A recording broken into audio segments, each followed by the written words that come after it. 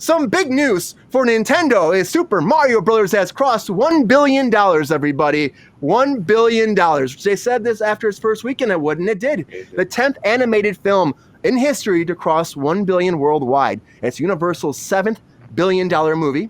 And okay, over the weekend, they made $68.3 million. It took it internationally, $532.5 million, $490 million US to $1.022 billion worldwide for It's a Mario, the 10th biggest animated film of all time globally, everybody.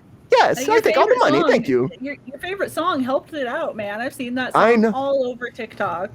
Singing Peaches left and right, making money. People are going back. I saw it again on Thursday or Friday. I resaw it in 40X, and I'll tell you, it still worked for me. It still worked. People were screaming and laughing when they heard Bowser's song.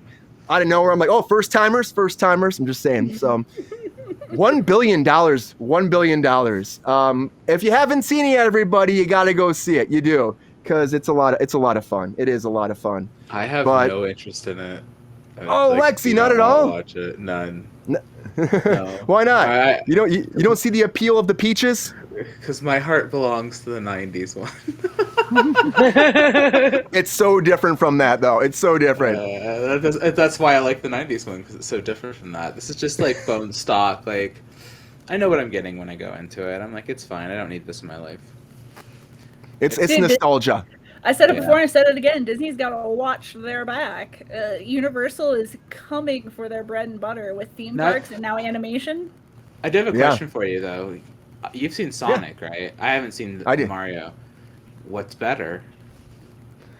Oh, you know what? I think Mario's better.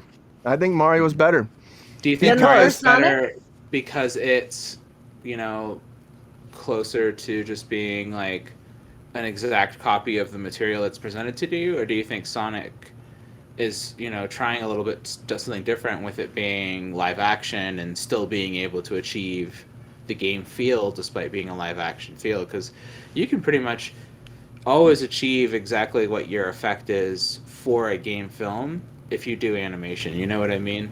Oh yeah. Just saying.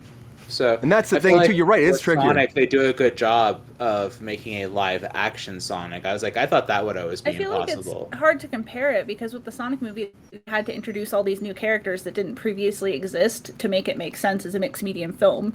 Whereas Mario, they just took all of their existing characters and shoved them into a film. So I think it's hard to compare.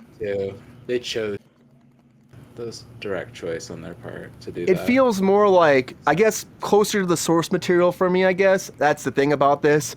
Even like the musical cues and just the way, the Mushroom Kingdom, the way it is, the way they expand the universe being really, Sonic makes Sonic real to the real world. This really just lives in a fantasy still, because it's really fantasy, and that's what I think, for me, it worked well. I think it just worked really well because it kept Mario where we know him, where it works, where his world, and I believed it more, I think. I believe Sonic. I love that Sonic movie. I do. I love it a lot. And I think they did a great job with Sonic, but that's bringing it into reality, and I think they tried that before reality, and they kind of I feel like they went crazy with it. You know what I mean? They just lost themselves. I still like that movie, but they lost themselves. They went, how we do this? As opposed to there's not a lot of thinking with this. It's just, this is Mario. This is what we know him to be. This is what we love him to be. So let's just let him be Mario. And I think that's why. I bet if you gave Taika Waititi a live action Mario Brothers movie, he could do it, right? Well, I'd be down to see it. I'd still be down to see it. Rachel looks excited by that. Literally, that man can make anything, and I will watch it at this point.